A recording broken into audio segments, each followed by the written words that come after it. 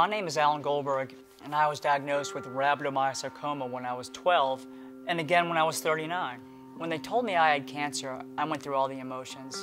As young adults, we're obviously very concerned about our image. Let's just say being bald was not the look I was going for. The last thing you want to do is to be different from your friends.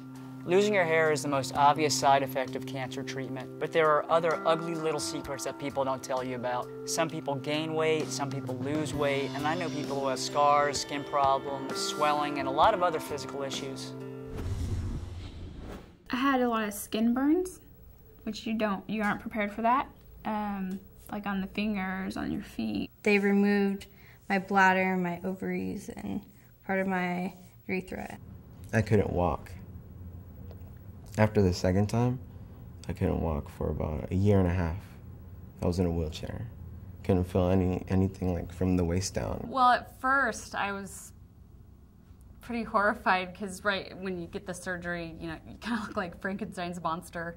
And it was the springtime and I was wearing turtlenecks because it's just like this bright red long scar across your neck. I have actually a multitude of scars because of all the biopsies and everything, the catheter in my chest.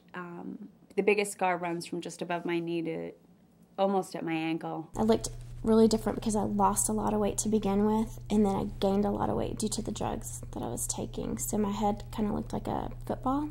I was in the prime of my life, and I lost my hair. I had a bilateral mastectomy. My body completely changed. I responded really strongly to my new scar right away. I actually couldn't look at it for probably 2-3 weeks after my surgery, I think because it felt really foreign to me. It felt like it wasn't representative of who I was as a person, and it felt like it wasn't part of my body yet. I'm always aware of it. I always know that people are noticing it because so many people have asked me about it. You walk into a room and you just assume that people see it. I think that after I decided that it was okay and that I was gonna embrace it in uncertain terms, it wasn't long after that I started being pretty flamboyant about it in public and wearing skirts and wearing shorts and seeing it as something that made me different and special and not different and weird. There's this popular notion that you're an amputee, you can't do certain things. I was like, no, I know you can't because I've seen other people that have done it. I've seen people that have run marathons, and I've seen people that have done Ironmans, and it's not a disability. Like anything that you want to do can be done. So I thought, well, I'm going to prove that. It's quite a big scar, and I would never try to get it fixed because that's who I am.